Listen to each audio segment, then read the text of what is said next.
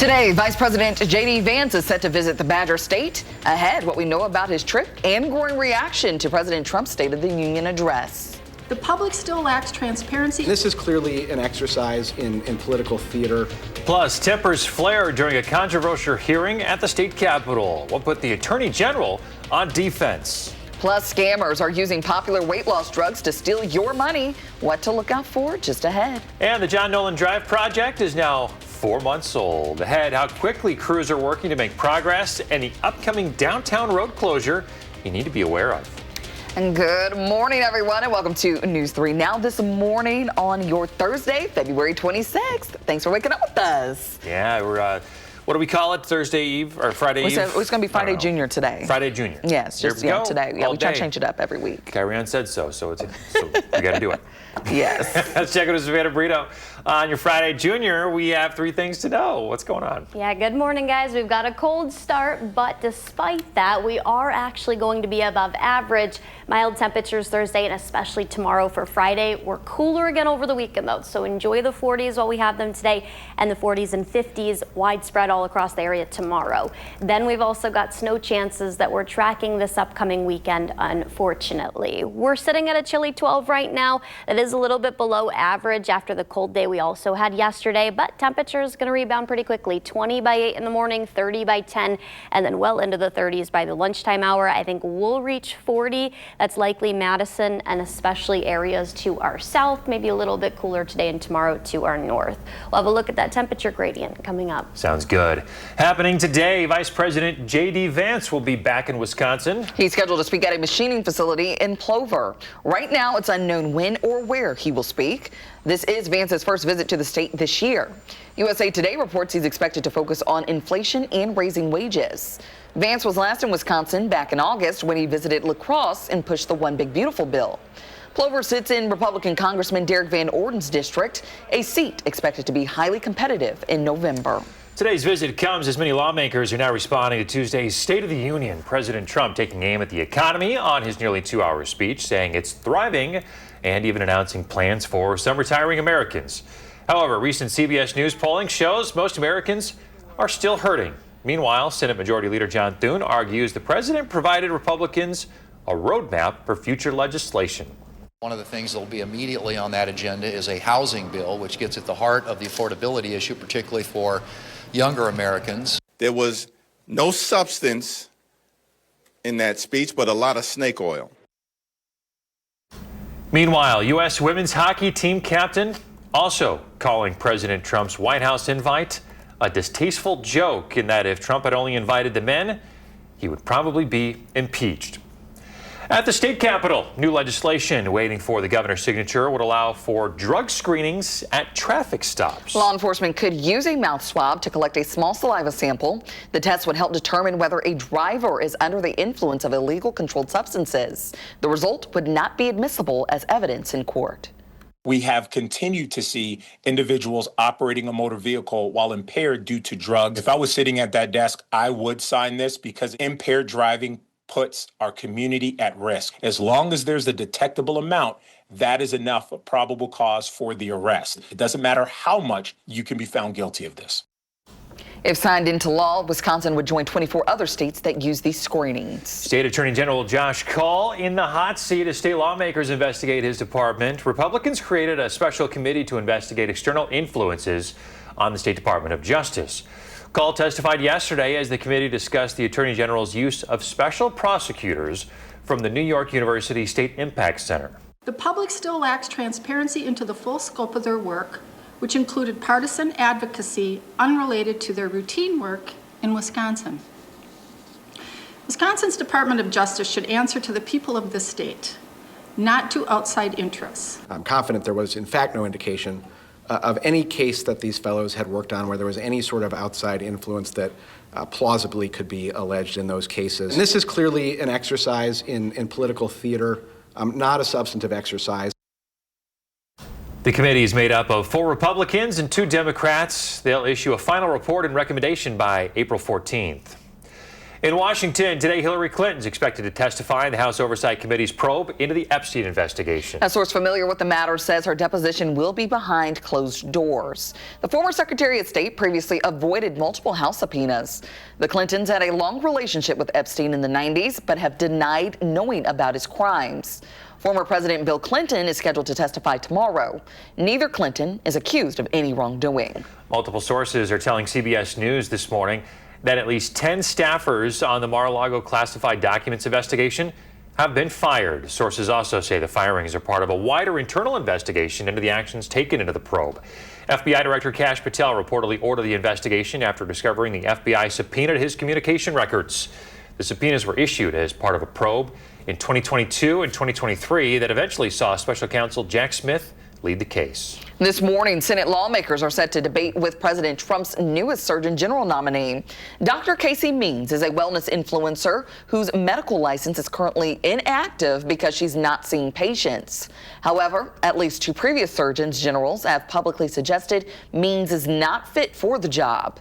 During the hearing, she was asked about childhood vaccines and told lawmakers it's a conversation for doctors and parents. Did you encourage her to have her child vaccinated? I'm not an individual's doctor, and every individual needs to talk to their doctor before putting a medication in their body. Do you believe that there's no evidence that the flu vaccine has efficacy in reducing serious injury or hospitalization?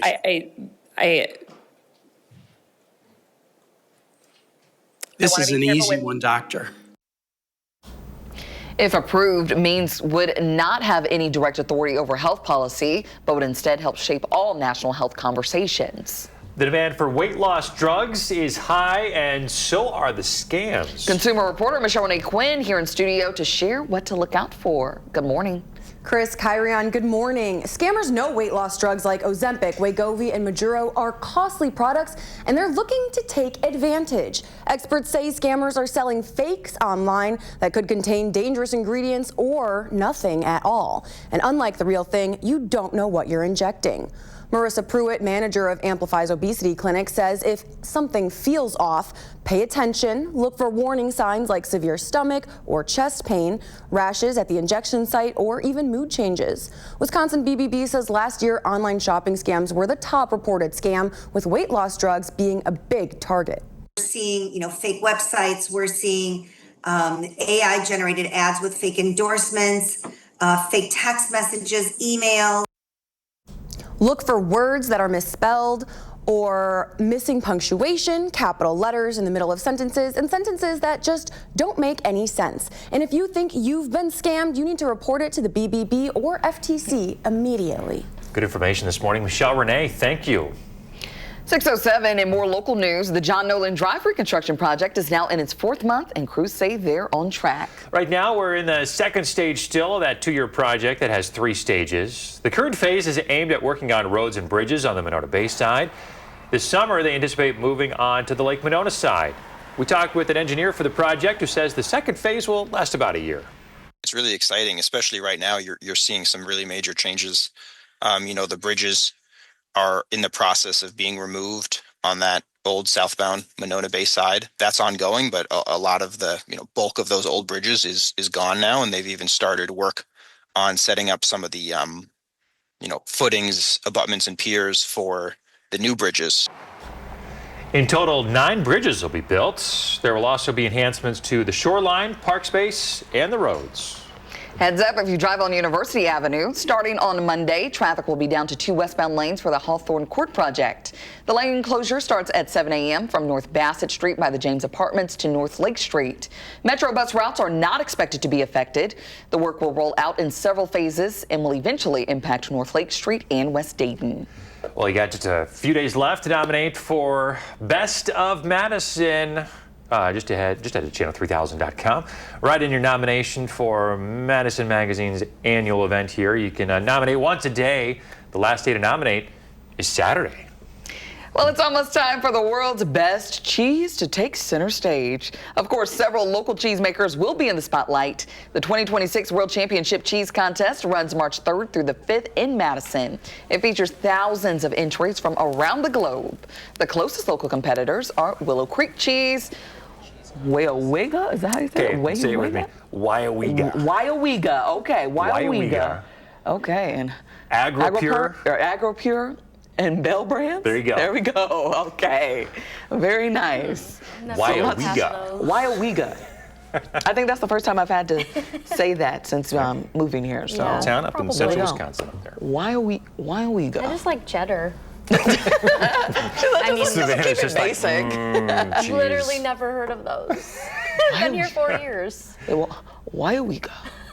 Yeah, I don't know. New cheese terms and that's the top of my vocabulary. Wyowega is Wyowega. sounds like a Okay, song. I kinda like that one. Wyowega.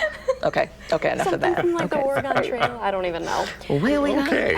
What are we gonna see for weather today? Oh, we are gonna see some warm weather, guys. No snow today, but we could see some snow showers over the weekend. We're at 12 right now in Madison, 14 in Janesville, 3 in Black River Falls, and 9 in Watoma. So few of us north of here are in the single digits. Definitely a lot cooler than what we had yesterday morning, but we're going to see warmer temperatures later this afternoon. Pretty sunrise outside of Platteville. You do see a lot of cloud cover, though, just north of the horizon. We're going to continue to see that increase the rest of the day. So a little bit of sunshine we have now, not going to stick around for much of the day as temperatures get close to 40. We're well warmer than that into tomorrow, and then we've got the 20s that are going to return over the weekend. We'll time out your next chance of snow coming up. Savannah, thank you. Still ahead, the Bucks and Cavs go down to the wire. The critical moment that decided the game. And we're working for the weekend in the 608 with my 3 things to do.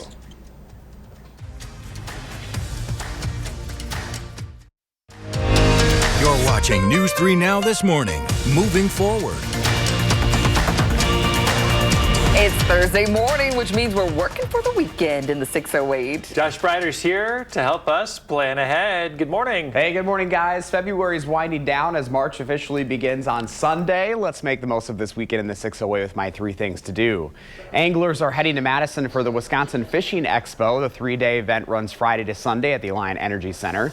The expo features the latest rods, reels, and tackle, along with the fishing guides, expert seminars, and gear for every skill level. Hours are 1 to 8 Friday, 9 to 6 Saturday, and 9 to 3 Sunday. Admission is $12 for adults, $10 for military and first responders, and kids 12 and under get in free. Orchid Escape is blooming now through March 8th at Olbrich Botanical Gardens. From 10 to 4 daily, you can explore hundreds of vibrant orchids, plus insects that inspire them, including a praying mantis disguised as a flower. How cool. Admission is $10 for adults, $6 for kids, and free for little ones and members. And finally, how many puzzles can Sun Prairie do in one day? Well, we're about to find out. The Sun Prairie Public Library is hosting its 3rd annual all-day puzzle-a-thon on Saturday from 9:30 to 4:30. Their goal is to beat last year's record of 120 puzzles completed. Drinks, snacks, and music will be provided. There will also be a variety of puzzles for all ages. You can even bring in your own puzzle for a little exchange. All are welcome. For more happenings this weekend in the 608, just go to channel3000.com. Seriously considering going to that puzzle thing. That's kind of cool. I was like, this is neat. Yeah, 120 puzzles last year. I think they can beat that. So you and the fam are really into puzzles, isn't it? That's my kind of speed right there. I can't remember the last time I've done a puzzle, to be honest. It's been a long time. I've done some basic ones with the kids. That's about it. I don't have a lot of patience, so it's like for me to like sit there, it's hard for me. It's therapeutic for me. Yeah, I can understand. To kind of slow things down and just focus on the puzzle. Yeah. Of course, there you go. Sun Prairie this weekend. There we go. Lots to do. Josh, thank you. You bet.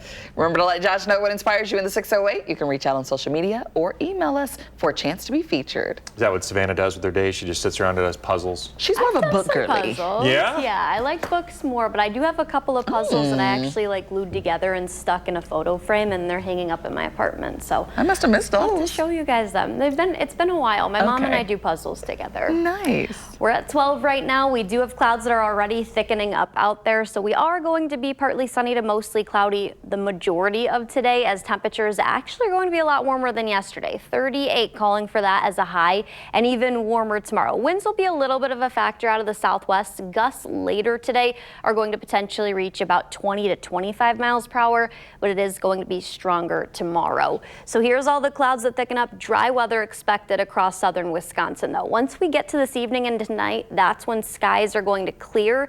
Temperatures are not going to fall that much as a result out of this. We're actually going to hold near freezing level, which is pretty mild for us for this time of year. As we get into tomorrow, there'll be a little bit of a temperature gradient. I think areas like Watertown, Madison, maybe towards Platteville, so kind of along that line, reaching the mid-50s tomorrow. Janesville towards Milwaukee could even see the upper 50s, but then areas up towards the Dells, Viroqua, and La Crosse only going to likely see the mid to upper 40s. So we do have a little bit of a temperature gradient, and then over the weekend, our next system is going to arrive. So the warm-up is only for today and especially tomorrow, and then much cooler air gets factored in once we reach Saturday, and that's when snow showers are going to arrive west of the area about 7 to 7:30 in the morning. That's expected to be still west of here, I think mid to late morning, and then the early afternoon, that's when light snow is going to return, and that'll stick around until about dinner time. After that, that system moves out of here. We have another one that we're watching that develops to our southwest. I think right now the latest track keeps shifting a little bit further south, so northern Illinois might even see dry weather with that bullseye kind of across central and more so southern Illinois now. Yesterday it did have a little bit of snow getting into our viewing area, but I do think for the most part it'll bring definitely bigger impacts to our south. But there's still room for the system and the track to change a little bit, so that's something we're keeping an eye on. Winds could gust up to about 40 miles per hour, peaking there tomorrow afternoon, especially night. And then the big cool down, we're only going to be in the upper 20s Saturday and Sunday. All right, Savannah, thanks. First horn traffic check. Nothing out there that should slow you down. Drive time's looking real good. All right, let's talk some sports. Heading into last night's matchup, the Bucks had won 7 out of their last 10, and Milwaukee was looking to carry that momentum over against the Cavs without James Harden. Third quarter, Miles Turner. He's going to get the ball to Sam Merrill. Makes a move, hits the 3. Bucks up by 2 at this point. Later, Ryan Rollins tries to pass it. Cavs, though, steal it and finish. Bucks up by 8, but close right at the end, and it looks like the Cavs get it off to tie it up and send it into overtime. But another look, and they take it back. Bucks end up winning by 2. They take on the Knicks tomorrow at Pfizer Forum. Oh, very nice. Well, still ahead, the Tooth Fairy is cashing out, and M&M's bringing back its flavor competition. Also ahead, frontline nurses say patients' lives are at risk because of staffing shortages. Coming up in our next half hour, the new bill they hope will change everything. And before we head to break, let's take a look at gas prices. Time now 6:20. We'll be right back.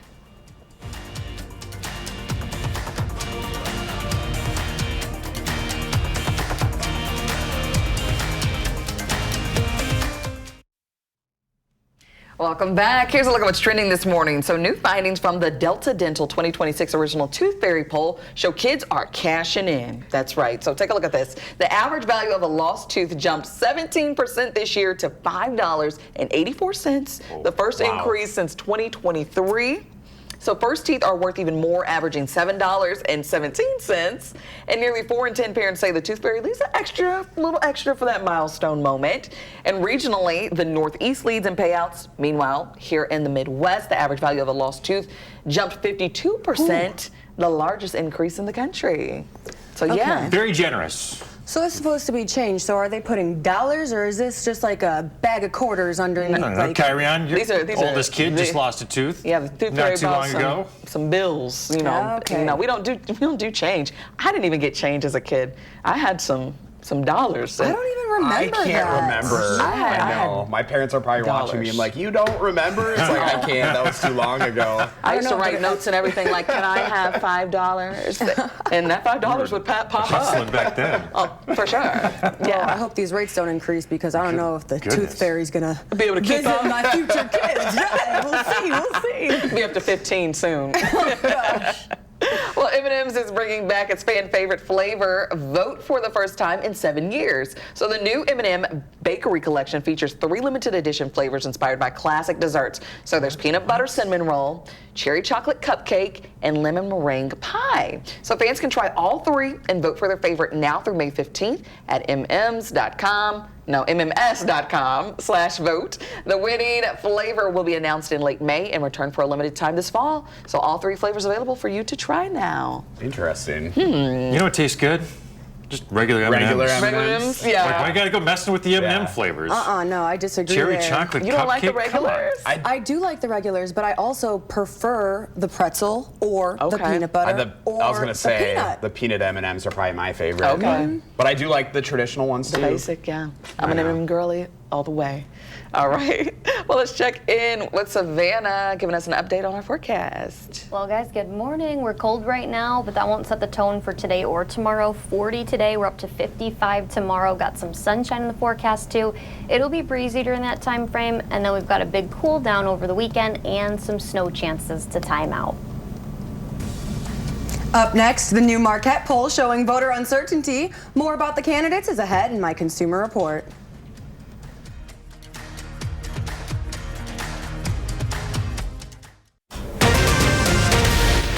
This morning, new developments into accusations a local high school fed a student dog food for lunch. Madison police are now getting involved. And nurses and state lawmakers are demanding changes to the workplace. Why a new Protection Act helps more than just frontline workers. There was other black activists that tried to make a difference, but it's never talked about. Plus, how students at Verona High are going beyond what's traditionally taught.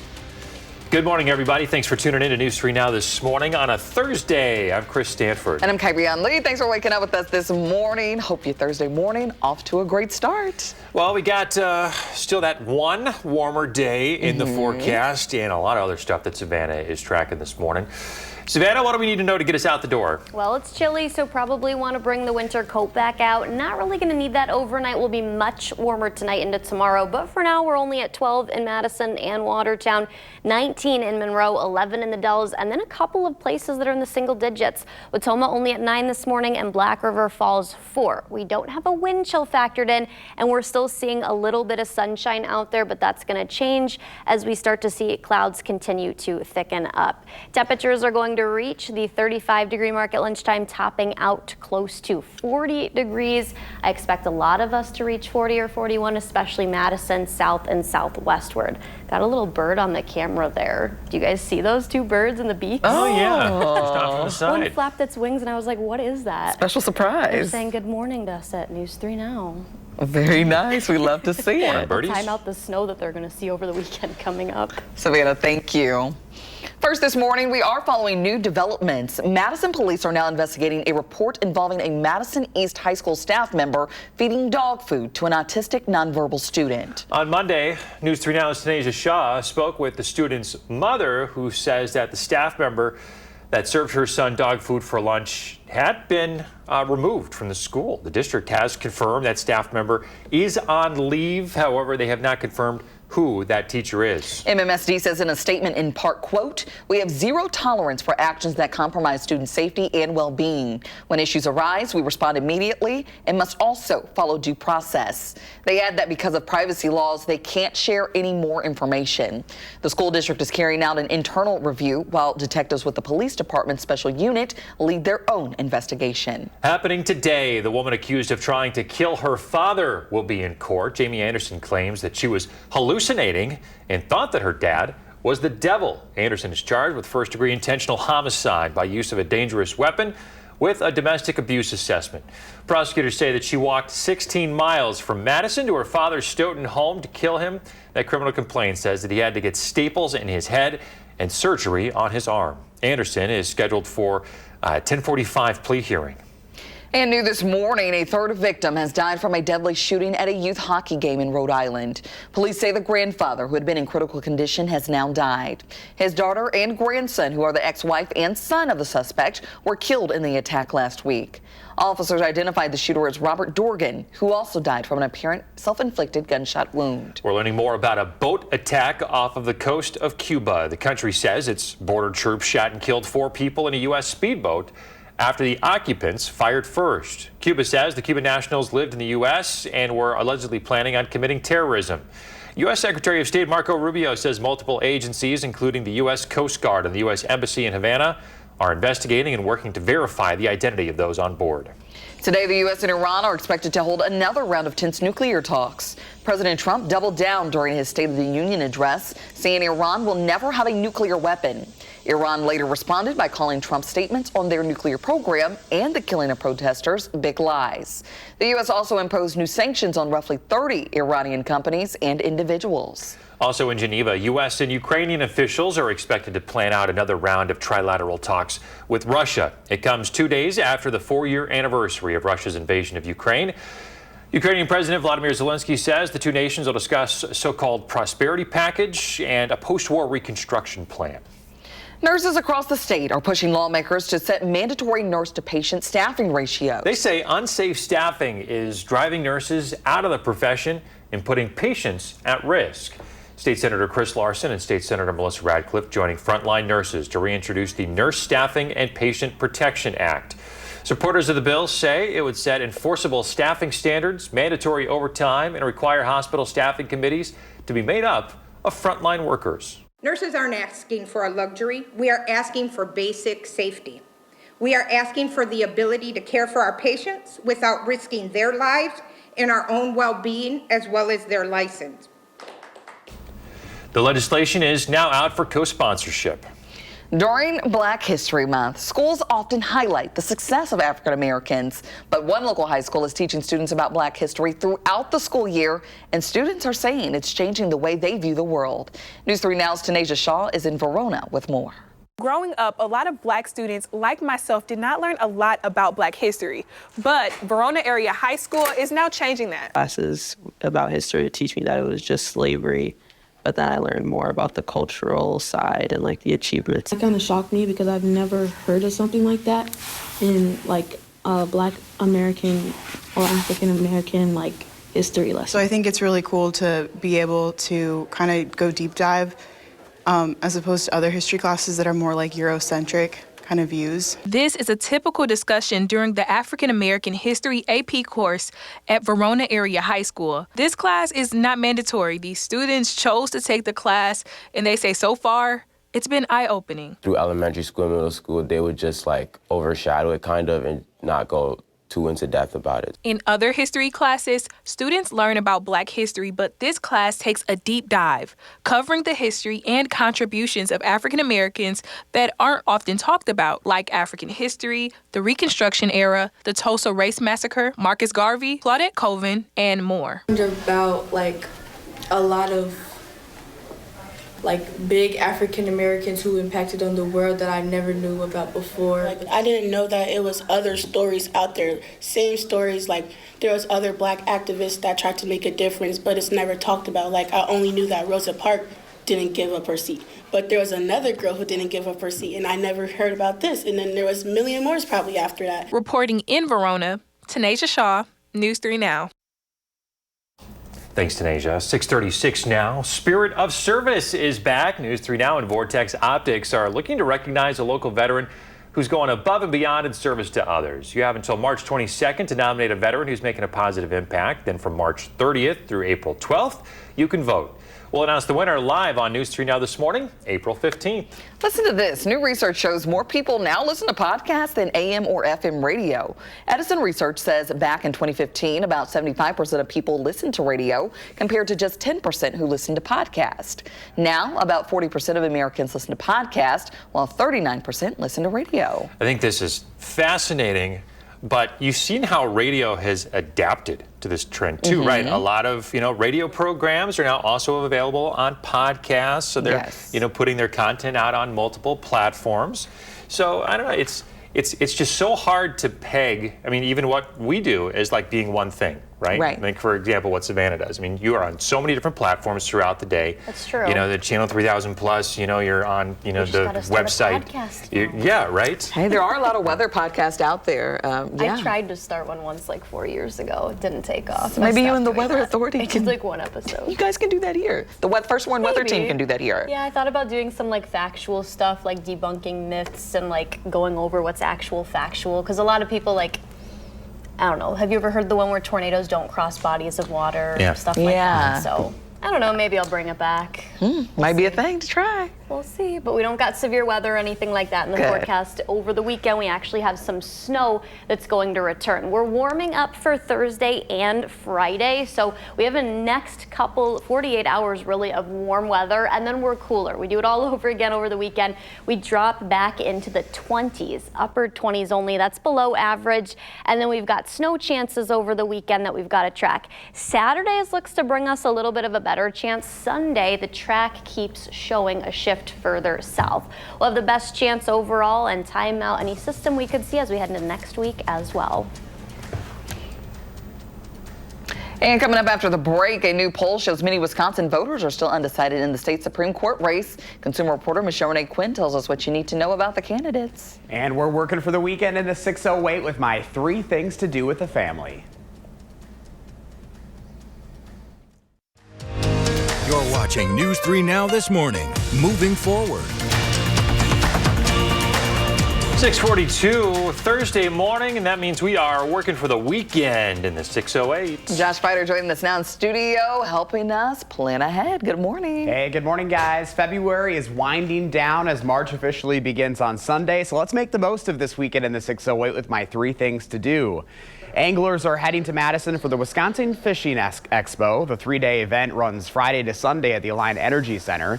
The expo features the latest rods, reels, and tackle, along with fishing guides, expert seminars, and gear for every skill level.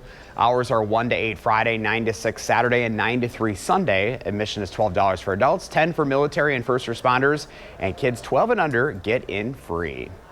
Orchid Escape is blooming now through March 8th at Old Brook Botanical Gardens. From 10 to 4 daily, you can explore hundreds of vibrant orchids plus insects that inspire them, including a praying mantis disguised as a flower. Admission is $10 for adults, $6 for kids, and free for little ones and members. And finally, how many puzzles can Sun Prairie do in one day? Well, we're about to find out. The Sun Prairie Public Library is hosting its 3rd annual all-day puzzle-a-thon on Saturday from 9:30 to 4:30. Their goal is to beat last year's record of 120 puzzles completed. Drinks, snacks, and music will be provided. There will also be a variety of puzzles for all ages. You can even bring in your own puzzle for an exchange. All are welcome. For more happenings this weekend in the 608, just go to channel3000.com. I'm still kind of in disbelief that we only got a couple days left of February. That's it. That's all. March 1st on Sunday. Isn't that crazy? February always flies by because it's a shorter month, but I don't know. I'm ready. I'm ready for spring. Yes. Even though we got snow in the forecast. I think Mother Nature's ready for it yet, though. Yeah. This is Not Wisconsin quite. for you. But maybe, you know, Sun Prairie Jimmy still has some time to redeem himself. So there you go. Come on, Jimmy. Come we on, need Jimmy ya. boy. You got it. Yeah. Gotta love it. You bet. Josh is always looking for inspirational stories to share with you at home. If you have an idea, let him know about it.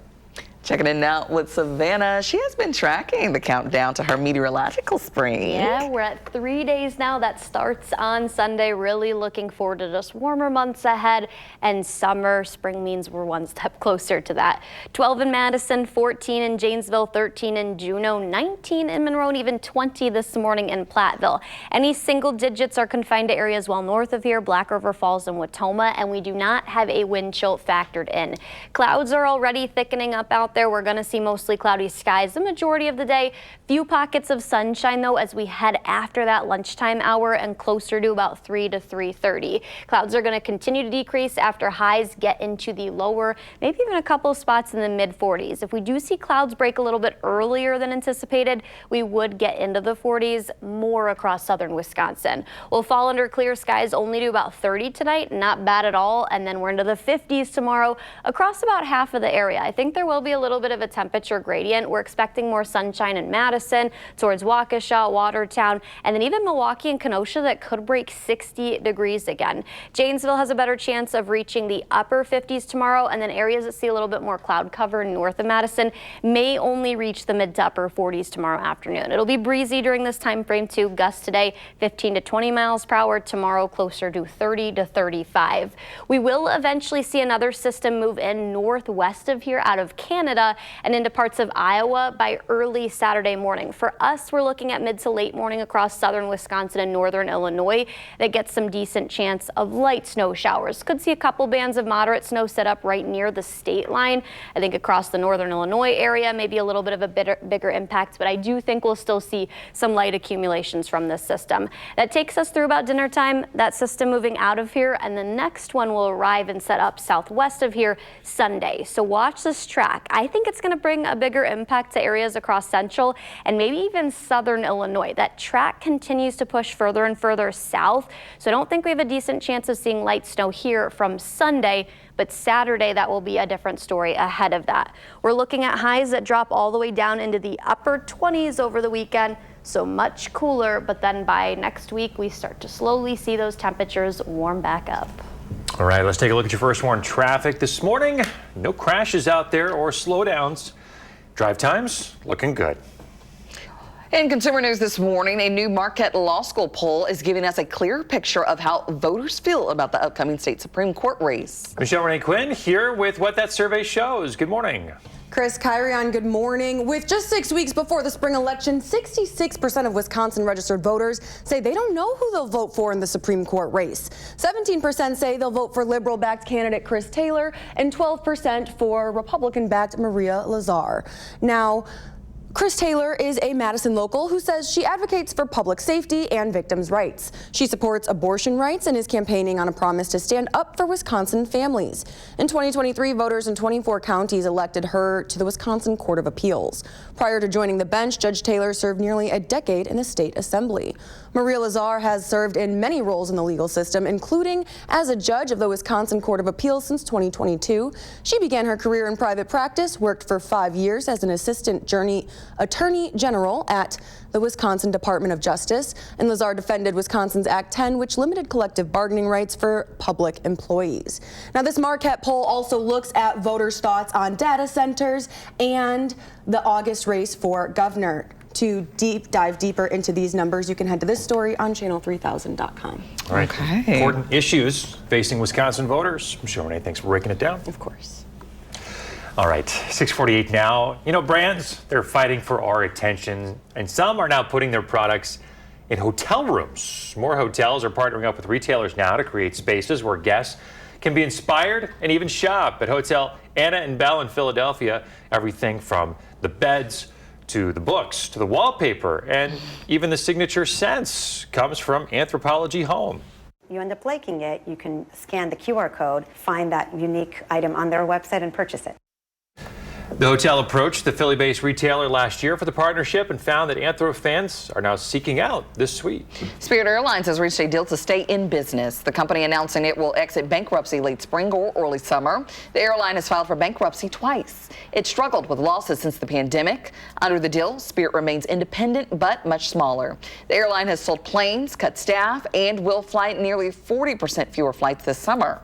Spirit CEO says the carrier will emerge leaner and better positioned to compete on price. Well, listen to this. Allegiant Air is launching a first-of-its-kind Dollywood-themed flight for one day only this November. Travelers flying from Orlando to Knoxville will board Flight 925, referring to, of course, Dolly's iconic song. The flight will include live entertainment, a trivia contest, some themed food and drinks.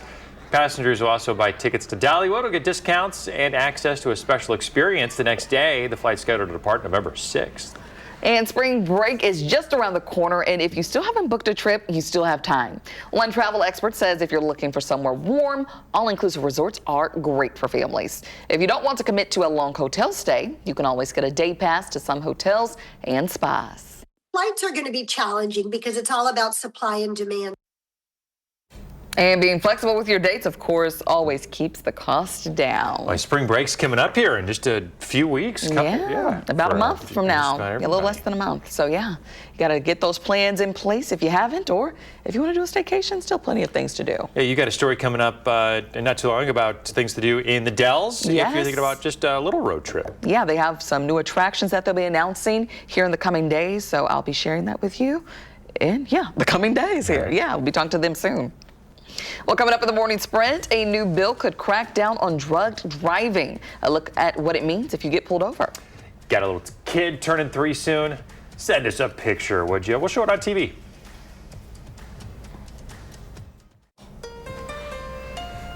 .6:54, time for the morning sprint. Madison police are now investigating reports that a Madison East High School staff member gave an autistic student dog food.